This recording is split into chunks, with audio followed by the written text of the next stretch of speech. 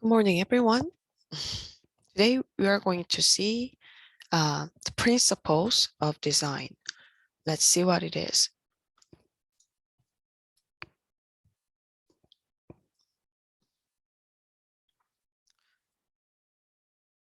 Give me 1 second.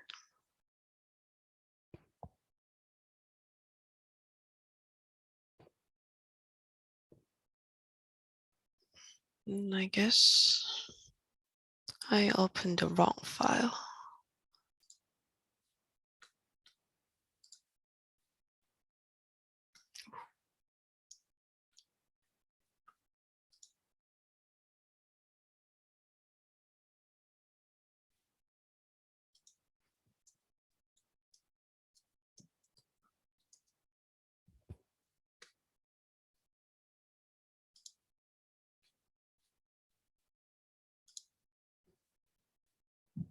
All right. So let's talk about the composition first. So what's composition, everyone? What's composition in art, everyone? The structure. Oh, structure. Very good. Yeah. Any other opinion?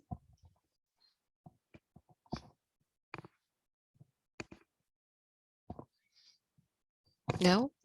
No one? The format. Oh, the format. Very nice. Yes, it can be.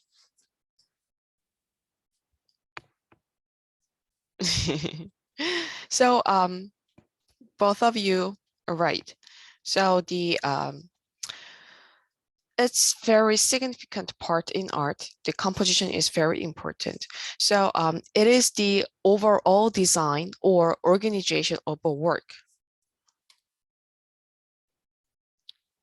In other words, composition is the organization of all the visual elements within a work of art. So artists design their compositions using guideline known as the principles of design. So artists use these 5 principles of design when they create compositions. The first, unity and variety. And the second, balance. And the third one is scale and proportion. And fourth one is emphasis and subordination. And the last one is pattern and rhythm.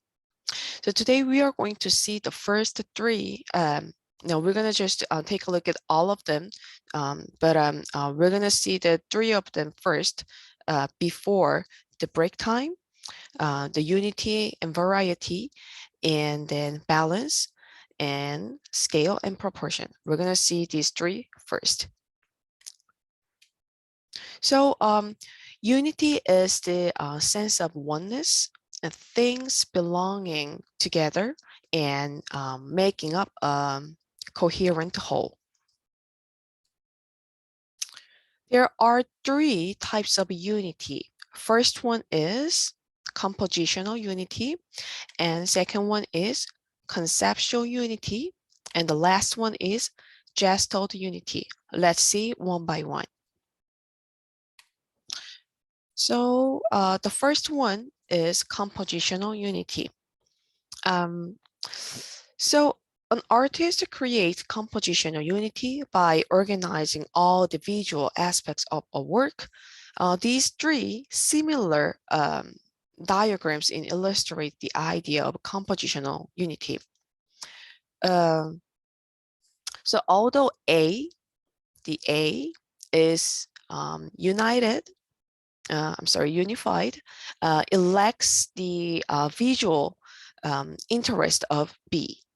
And while C is a unified work, its visual variety feel incoherent and chaotic. Let's see a different example with the actual painting. So artists use the elements of art to create compositional unity.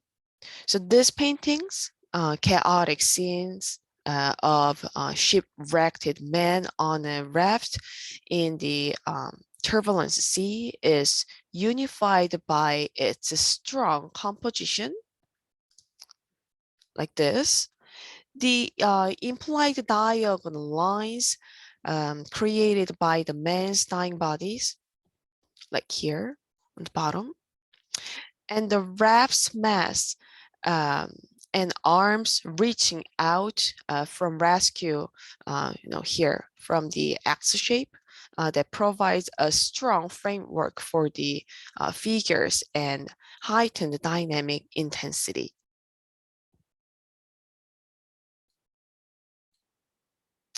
Let's see conceptual unity now. So for example, there are diverse images at the bottom, right? And I set conceptual idea as full bloom. So I picked 3 images in these images, like this: flower full bloom, cauliflowers full bloom, and sea anemones full bloom, like this. So it seems like there is no connection between these 3 images. However, these are conceptually united as a full bloom. The conceptual links that artists make between symbols and ideas derive from the collective experiences of their culture. So these two influences both the means that artists use to create the unity and the viewer's interpretation of the work. So let's see the actual work of art example. So this work of art shows the conceptual unity. And this is Joseph Cornell's mixed media work. So everyone, please look at this work of art closer. Which ones are conceptually united in this work of art? Would it be I don't know how to explain it, like the stand, like the bar that's above the bird and on the side of the bird? Oh, very close. Very close. Very good. So here's a big hint. The bird is strongly related to make the conceptual unity here. So would it be the branch under the bird? Ah, almost there. Oh God, okay. Would it be the strings? Huh? Would it be the strings? Strings. It can be. It can be. You know what? Let me just give the answer and just think about why they are conceptually united. So the bird is conceptually united with this ball. Can you guess the reason? Can you guess why they are conceptually united? The color? Color. It's really good guess. It's not. It's because both circles. Circle. Like it would be like a circular motion. Very close, let's just focus on the motion, the movement. Let's look at this ball. Where is it? Is it because they're both inside the box? Inside the box. That's really good point. So the bird is inside of the box, and this ball, where is it? In a rail. Hanging on the rail. Yes. These are both, the both of them are stuck in somewhere, right? There is no freedom. Very nice, everyone. It's really hard to find the conceptual unity, but everyone, you did a great job. So his work seems to suggest mysterious ideas and elusive feelings. And the diverse shapes colors, and other characteristics of everyday things come together to form distinctive images. And Cornell has collected objects from life and sealed them in a box. And the bird is caged and unable to get out. And a yellow ball sits trapped on two rails that limit its freedom of movement to roll back and forth. So neither the bird nor the ball is free. So the bird and the yellow ball are conceptually united. So I know it's kind of, tricky. That's conceptual unity. Now, let's see the Gestalt unity. Gestalt unity is pretty much easy to understand. So, Gestalt, a German word for form or shape, refers to a work of art in which the whole seems greater than the sum of its part. So this is Vishnu dreaming the universe, which is a relief panel from Temple of Vishnu in India. We can discover the many faces of Gestalt by examining the ancient Hindu relief, Vishnu dreaming the universe. So in this stone, carving on abundance of human figures surrounds a much larger reclining figure, and this is the god Vishnu dreaming, and the repetition of the human shapes that attend Vishnu creates composition and unity, and these similar shapes link to each other visually. So basically the repetition of the simple shape or just similar shape called like Gestalt unity.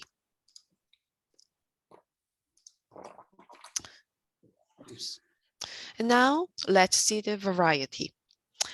So the variety is opposite meaning of unity, right? Variety is differences that provide interest and contrast in art. So in art, variety is a collection of ideas, elements, or materials that are fused together into one design. Variety can invigorate a design, and this example shows a composition of shapes set into a rectangle on a grid like this. And even though the grid structure is predictable, the variety of shapes and the values counteracts the rigid structure. So many artists use this kind of variety of express an energy that would be lost if they were too much unity. So variety is the artist's way of giving a work of art a jolt.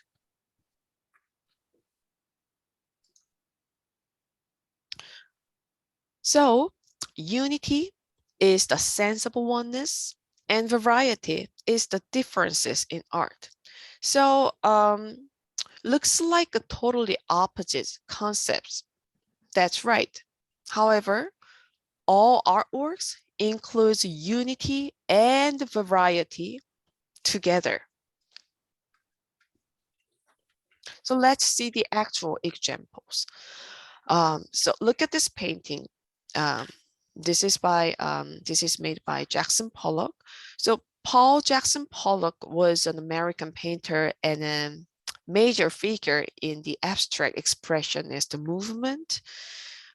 He was widely noticed for his technique of pouring or splashing liquid household paint onto a horizontal surface, and that technique is called action painting.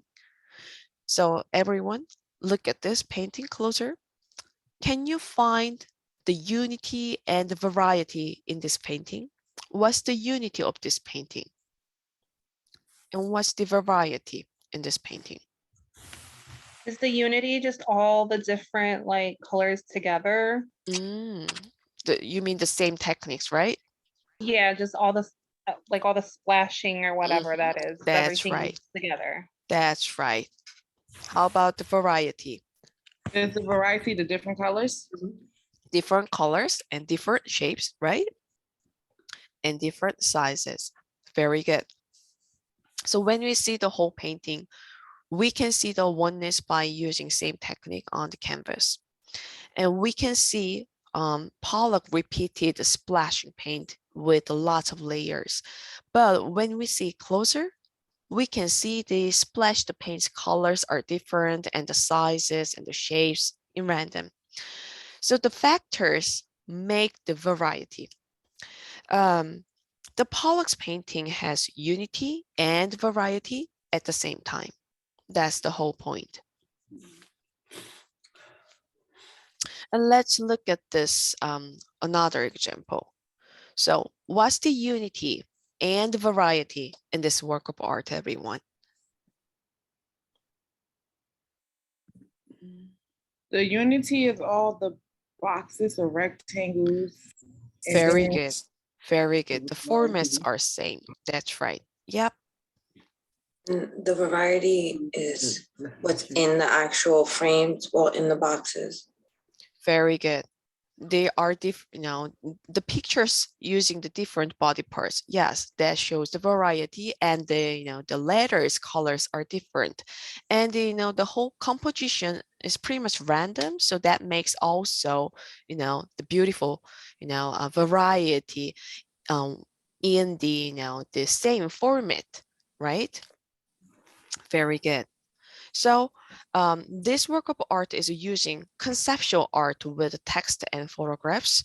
It repeats in pieces of work. That factors can be unity in this work of art again. And when we see the composition, it looks like the very, natural, and we cannot find the unity in the composition. And also the text art, has different colors again, and then photographs shows different body parts, and the factors can be variety in this work of art. So as you can see, unity and variety are always together in a work of art, always. So that gives us interest and pleasure in the oneness. And now let's move on to the second principles of design, balance. So balance refers to an apparent heaviness or lightness of forms arranged in composition. So there are two types of balance in art: symmetrical balance and asymmetrical balance. Let's see what these are. So symmetrical balance is the mirror image um, of shapes or forms on either side of an imaginary axial dividing line. The elements correspond to one another in size, shape, and placement. So let's see this example. So there is an imaginary vertical axial on the center of this pattern work. So the left side of the vertical axial correspond to the right side image, right? So this is called symmetrical balance. And here's another example of symmetrical balance. So there is an imaginary axial, the horizontal axial on the center of this image, and the top part of the axial corresponds to the bottom part. So again, this is asymmetrical balance. So now let's see asymmetrical balance. So asymmetrical balance is two sides that do not correspond to one another in size, shape, and placement. So generally, there are 6 types of asymmetrical balance. Looks like complicated. So the first one, a large form is visually heavier than a smaller form. And the second one, dark value, the dark value form is visually heavier than a light value form of the same size.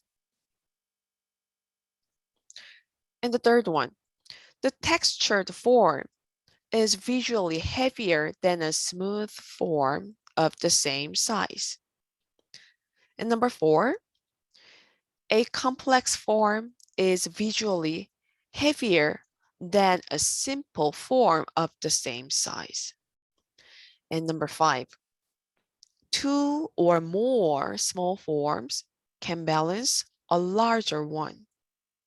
And number 6, a smaller dark form can balance a larger light one. So let's see the actual example with this, the formats of asymmetrical balance. So this is Pablo Picasso's painting. The girl before a mirror in 1932. So everyone, when you look at this painting, which types of asymmetrical balance, did he use? Light and dark. Oh, yes. Light and dark. That's right. The number 2, right? Perfect. So the left woman and the woman in the mirror sizes look similar, right? But the left one is bright and the right one is dark. So this one is the second factor of asymmetrical balance. Very good. And let's see the next example. So this is Gustav Klimt's painting, Death and Life. So everyone, which asymmetrical balance type did he use for this painting? More Size small, round. Huh? more small is Small? heavier than the larger ones. Ooh, close. The last one, right? The small dark form, balance. The light larger one. Very good. Wow. So there is a chunk of bright people on the right side, and there is a dark ghost on the left side. So which is occupying a small portion of this full image. So this is the last one, sixth asymmetrical balances feature. Very good. And let's see the last example. This one is tricky. Can you guess which asymmetrical balance applied in this Oriental painting? Is it the texture versus the smooth? Ah, very good guess. It's not. Let's just Would it be see. the complex versus the simple? Ah, it can be very close. You know what? You have Light to versus use dark? Oh. what? Was it light versus dark? Oh, yes, light and dark. Light and dark. Really good approach. But you have to take care of this background part.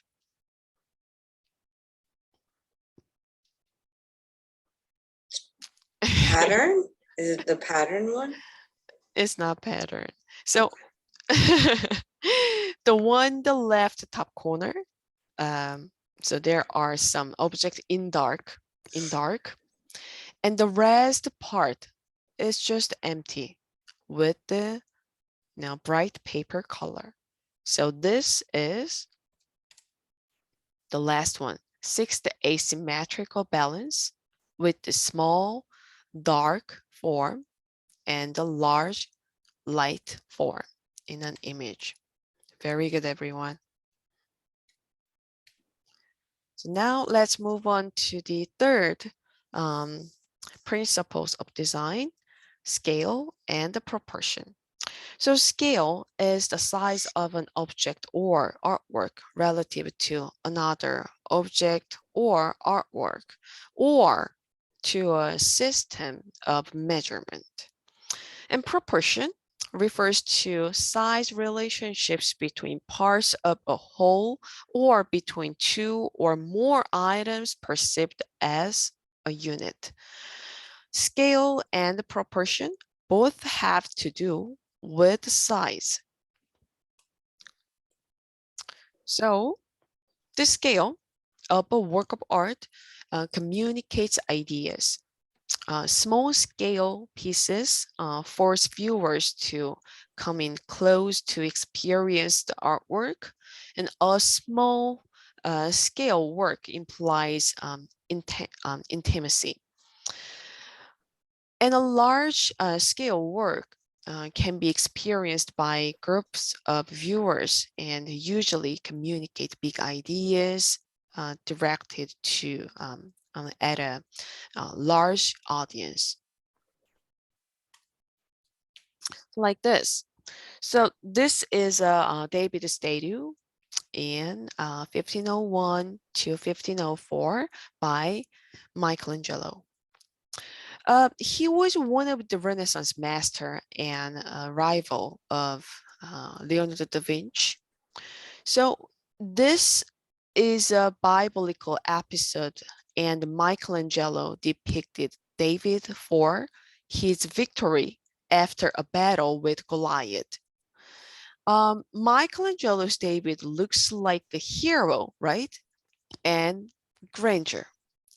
And this statue is much larger than the life size because Michelangelo used a monumental scale for indicating heroism. So like this David statue, scale can be used for showing a meaning in art.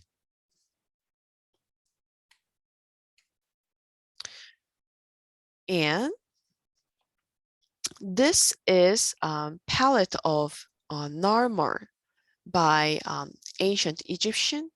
And this is more popular as Narmar's pose. So this is Narmar, the main subject, which is typical of Egyptian art.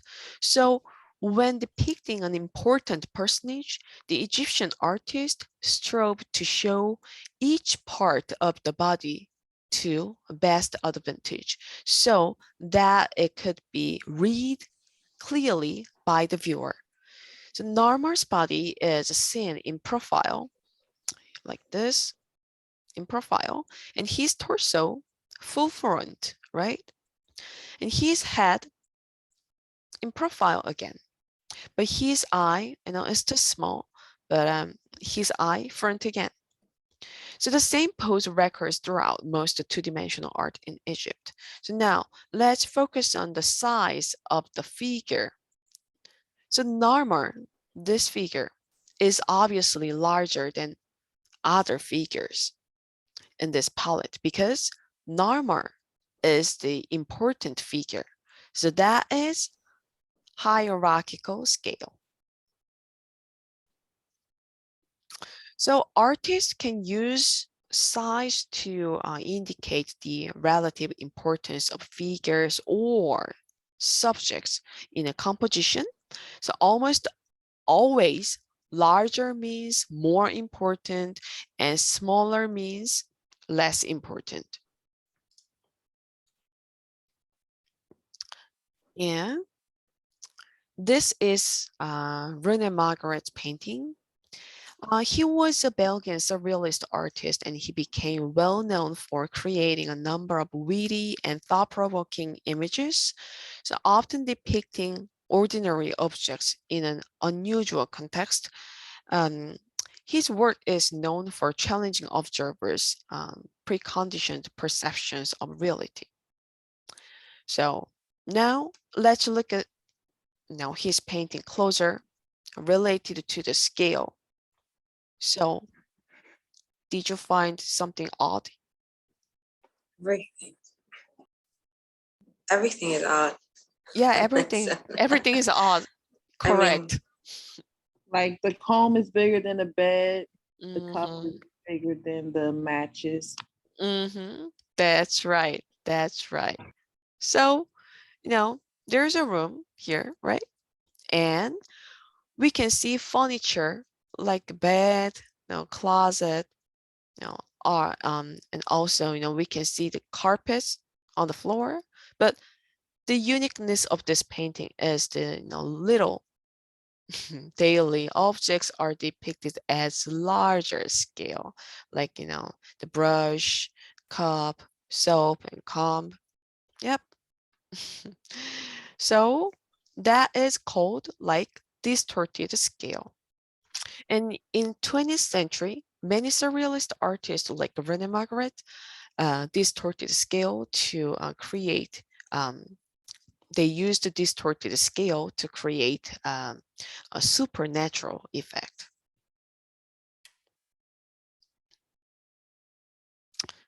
So now let's see proportion for the last. Um, the relationships between the sizes of different parts of a work make up its proportion. By controlling these size relationships, an artist can enhance the express, expressive and descriptive characteristics of the work. So let's see the example for the proportion. As size relationship change, proportions change. So look at this example. So A, this one, the profile of Greek vase. And if we change the width, like B, or if we change the height, like C, the overall proportions change. So each of these vase profiles communicates a different feeling simply because the ratio of height to width is different. So when the width is reduced, the vase seems elegant and light. And reducing the height produces the opposite effect. The vase seems clumsier and weightier than the original profile. And also we can make a perfect square and a circle shape with our body proportion. So like this. This is discovered by the Renaissance master Leonardo da Vinci. So when we straightly open our arms, then the length from the left finger to the left fingertips to the right fingertips is the same as our height. And that proportion can make a perfect square. And also, when we open our legs like this, and with the certain angles like this with arms, then we can make a perfect square like in this image. That is called human proportion.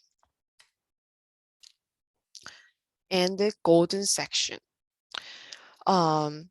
The Greeks' interest in the use of mathematical formulas to determine perfect proportions has fascinated artists ever since. And one of the best known formulas is what has become known since the Renaissance as the golden section. So the golden section is unique. A unique ratio of a line divided into two segments so that the sum of the both segments is to longer segment as the longer segment is to the shorter segment. So the result is 1 to 1.618. So this is a Parthenon in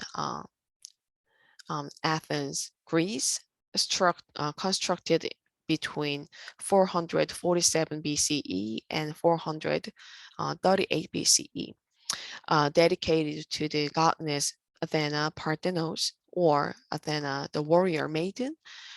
So this is the most typical architecture to use the golden section. So we're gonna take a break before we move on to the next principles of design.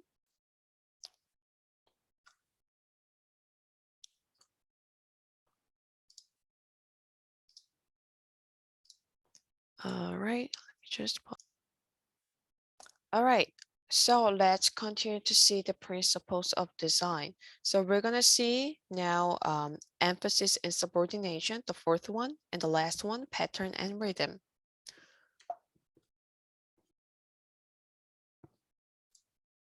So let's see the emphasis first.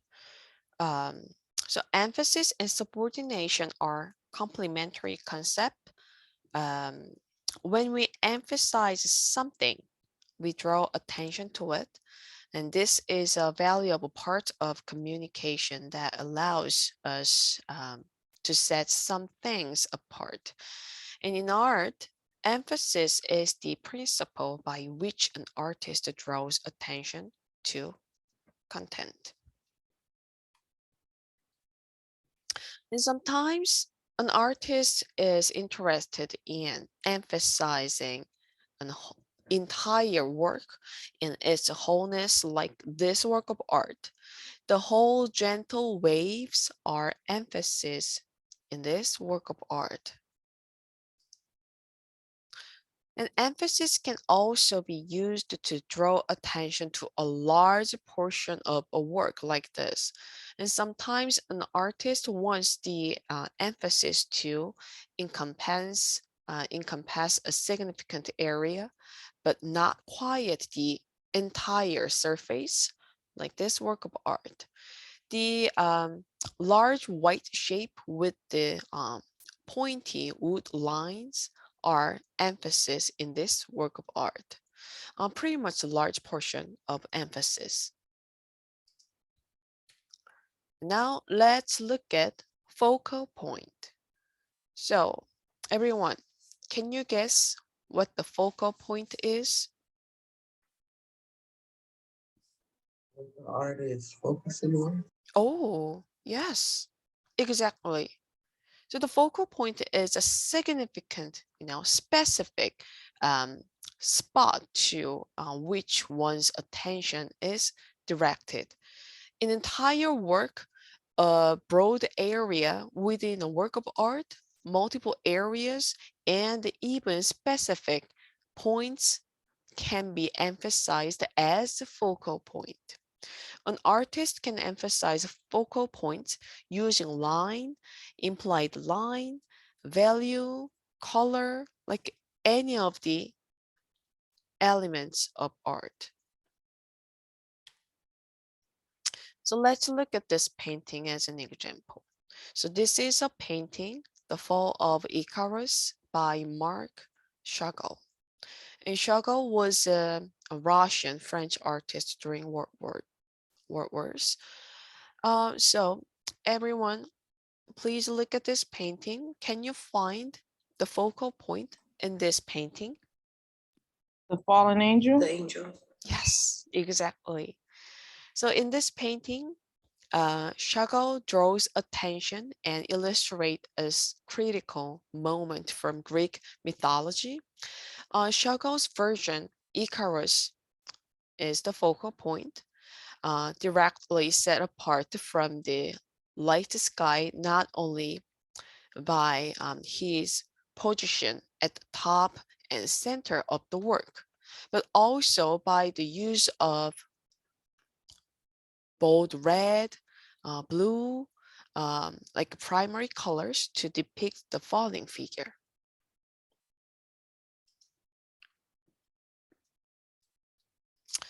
And the opposite of emphasis is subordination. So which means it is a less visually interesting area. Artists choose carefully which areas to emphasize or subordination in order to heighten the impact of their artwork. So now let's find emphasis, focal point, and subordination in some examples. So let's see the first example. So everyone, which part is emphasis portion in this painting? The man and the horse. Mm-hmm. Yep, all together. These are emphasis part, right? Then, in this part, which one is the focal point? The man. The man. The man, Man. absolutely. Now, how about the subordination? Where is it? The horse. Um, you said like this part is emphasis, then which part is the subordination in this Oh, the whole boat. painting? Yes, the Is boat the part, Water. the Yeah, ocean the part. ships. Yes. The water. All the background can be subordination. Very good. Like this. This one is the focal point, and the rest of part are subordination. And let's see the next example. So, which part is the emphasis in this painting? The man with the The boy. man. Very good. And in this emphasis part, between this old man and the young boy, which one is the focal point? Who's the focal point? The boy. The boy, absolutely. Very good. How about the subordination? Which part is the subordination except for the figures? The background. The background. That's right. The whole background is the subordination. Very good. And the last example. So, which part is the emphasis, everyone? The woman. Yeah, the woman is actually the focal point. I'm not sure, but this I thought it candle, was the skull. Like, yeah, why she on the The skull? candle. the candle can be the focal point and her face can be the focal point. Both of them are focal point, but the light part is the emphasis part. We can say that. And the dark area is the subordination. Very good.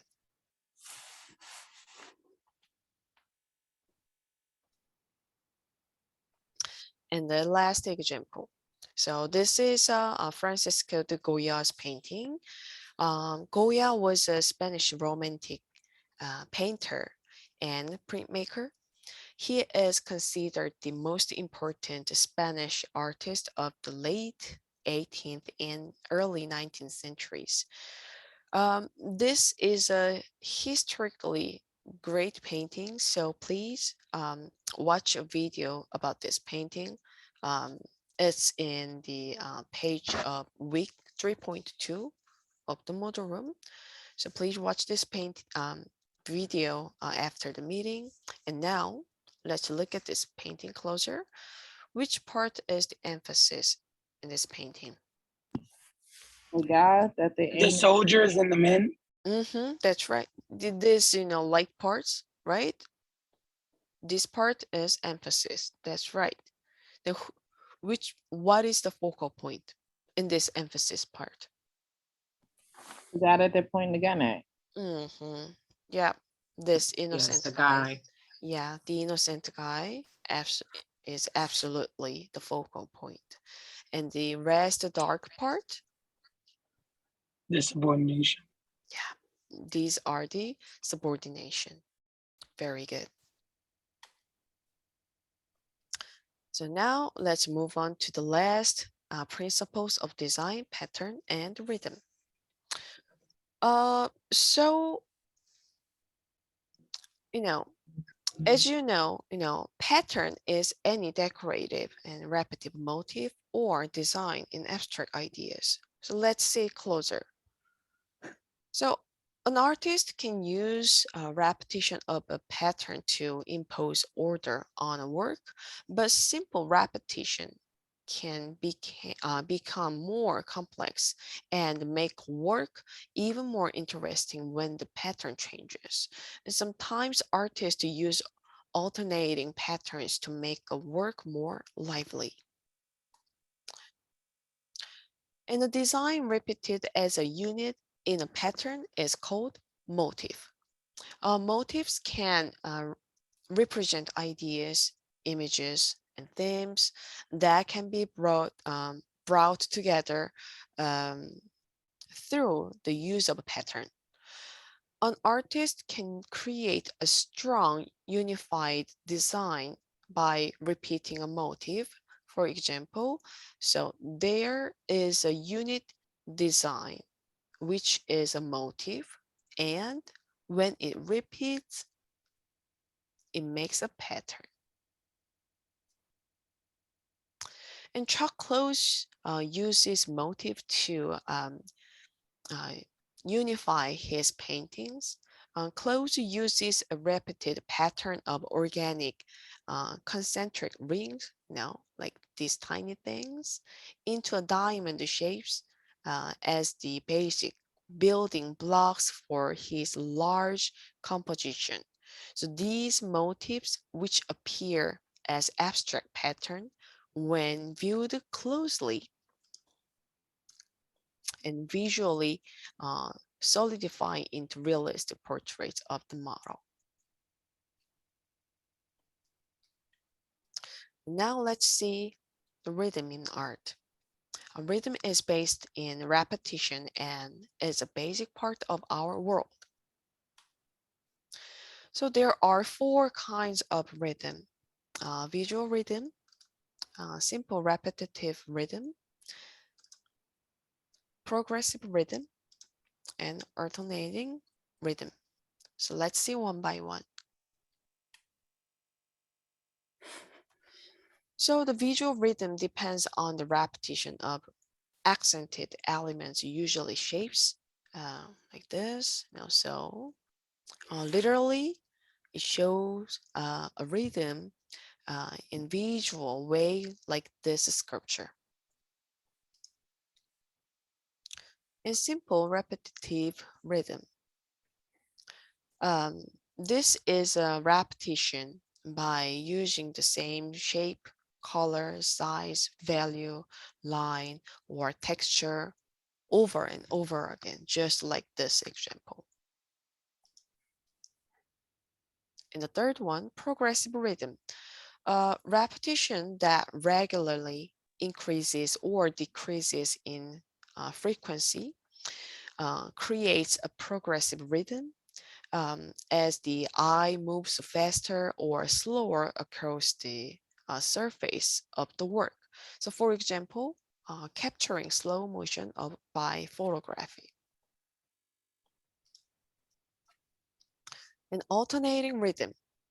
So artists can intervening um, multiple rhythms until they become quite complex.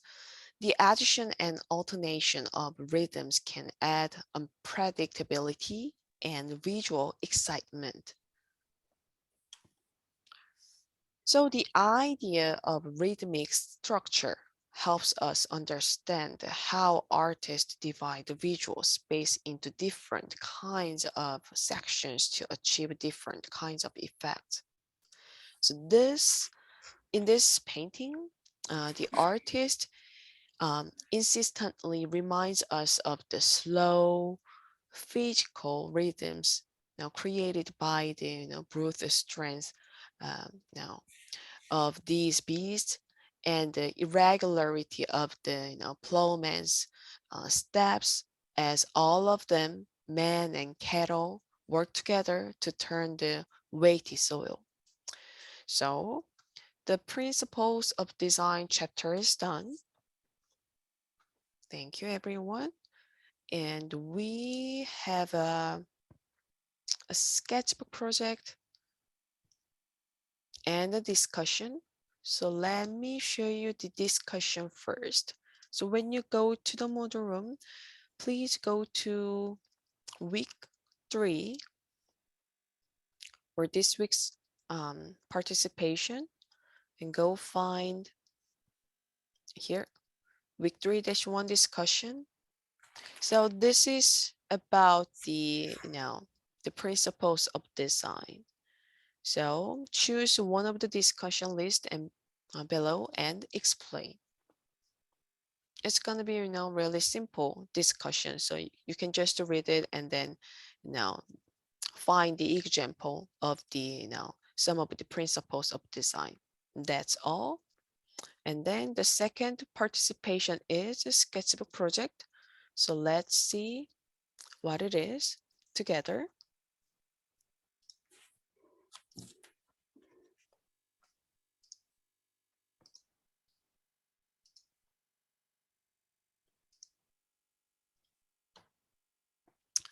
So we learned asymmetrical, as a balance for the principles of design, right? So let's see it together. So this is the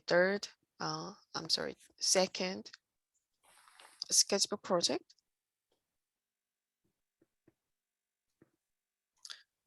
So, we just, saw the unity and variety, right? Unity is the oneness and variety is differences. And also we learned three types of unity: compositional unity, conceptual unity, and gestalt unity. And also we saw balance. We saw symmetrical balance and asymmetrical balance. So the symmetrical balance was just, it's like a mirror image of the shape or form. And the asymmetrical balance, is, two sides that do not correspond to one another in size, shape, and placement. So we saw six types of, six formats of asymmetrical balance together, right? So for this project, you will need a sketchbook, pencil, eraser, and any color medium you have. Also, like in the previous work, digital drawing is acceptable and the hand drawing is also acceptable. So both are fine. So let's see the process in detail. So for the asymmetrical balance sketchbook project, step 1, please choose one simple object or theme. And step 2, choose one of the asymmetrical balance type. And step 3, make a composition based on an asymmetrical balance type you choose. And step 4, consider of unity and variety in the composition and apply it. And step 5, draw your ideas and color it.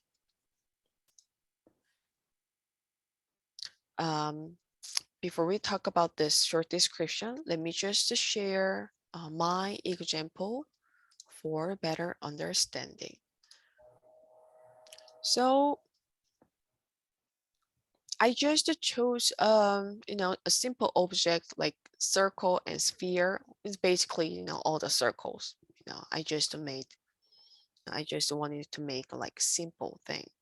And then I chose the fifth asymmetrical balance type, like more small form are balanced, the larger one larger one. So I'm gonna apply that in my drawing. So I made a big ball for the larger one, and I made the small balls just like this. Now, so I have to apply unity and variety. So I use the spheres to make a ball for the unity, but I wanted to make it interested and excitement. So I change the sizes and change the colors and make them the different patterns on it. So that is, unity and variety. And I thought like, the background is too simple. So I made it, a little bit more dynamic background with the circles like this. So bam, like this. Now, so asymmetrical balanced drawing, it can be just, very simple, just like this. You don't need to be, you don't need to make it really, complicated, just to make it simple like this. So let me share more examples with the short description. So when you post to your work process by this coming Monday, please tell us what you describe, like, the simple object, or theme, and tell us which asymmetrical balance type you use. You have to mention, the one of the asymmetrical balance type and how you apply it. And please tell us how to show unity and variety in your work. All right. So I'm going to share the asymmetrical balance examples, and please do not copy any of the samples, just, create your own artwork, these examples, just the inspiration for you. Okay. It's just a reference. So most of the landscape drawing or painting, they are using the asymmetrical balance type. This is a really, helpful, right? So this landscape drawing is using the 5th asymmetrical balance format, small forms and the larger one. And this landscape painting is also using asymmetrical balance type. The first one, large form, is heavier than the smaller form. And here is Vincent van Gogh's, Starry Nights painting. So he's also using the asymmetrical balance type, like, small dark form and the large light form on the background. And this is Michelangelo's fresco painting in the Sistine Chapel. So he's also using the asymmetrical balance type, which is the first one. Larger form is heavier than a smaller form. And again, the most of the still life drawing or painting can be asymmetrical balance type. Now, most of the artists are using the asymmetrical balance type to make their work of art interest. So this one is also using the small dark form and a large light form. Oh, this is one of my favorite because it's simple. They're pieces of cakes. So one is, now this one can be small dark form. So the dark can be very colorful. This front piece of cake and the background, they don't have like very bright colors. So this one, the small piece of cake, can be small dark form, and the rest of the part can be light larger form. Here is the yin yang drawing. It's in a typical dark form and the light form, same size drawing. This one is also asymmetrical balance type. Oh, and here is very interesting design work. So this one is also dark form and the light form with the same size, but the dark form is heavier. So that's it. Any question about this? So by coming Monday, I need you to post your work process here Week 3, days 2, sketchbook project 2, asymmetrical balance drawing. And again, please write description, what is your theme or object, and then which asymmetrical balance type you use, and then how to represent unity and variety in your work of art. So that's all. And then there are um, you know good reference video at the bottom, so you can watch it. And now let's talk about the first assignments. So the first assignment's due date is February 7th. It's coming soon. So that's why we're talking about this today. So this is the guide.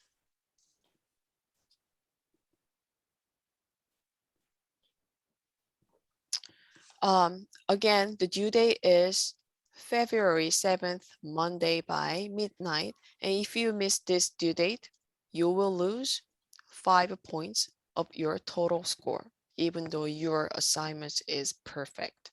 So please post your file on time here in turn-in page. And then you're gonna choose one of the artists and you're gonna research the artist. It's right here. So when you click this, you will see the artist list. So Vincent van Gogh, Leonardo da Vinci, Marcel Duchamp, Diego Velázquez, and Francisco de Goya, Pablo Picasso, Louis Bourgeois, Eliane de Kooning, Edgar Degas, Jan van Eyck, Kara Worker, and Banksy.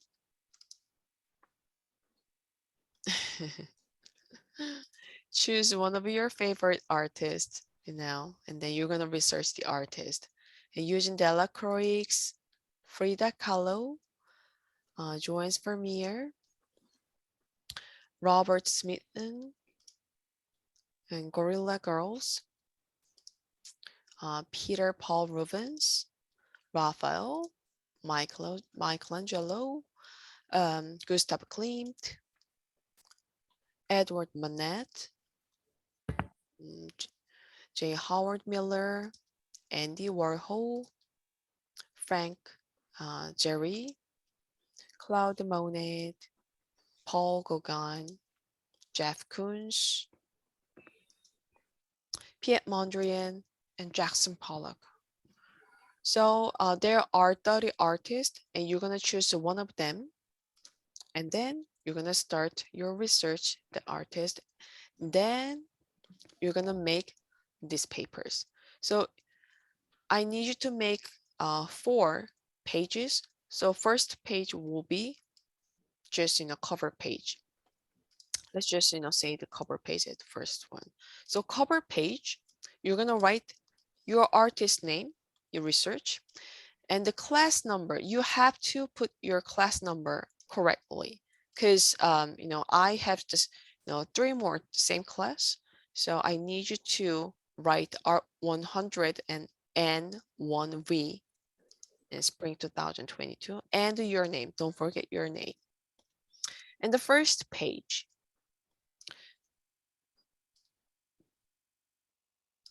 so you're gonna write artist brief biography and artist work style. It should be minimum 300 words. And on the second page, it's pretty much simple. You're gonna find your favorite works of the artist, at least 5. And on the last page, this page is the most important. So you will write your appreciation about the artist's life and the artist's work style.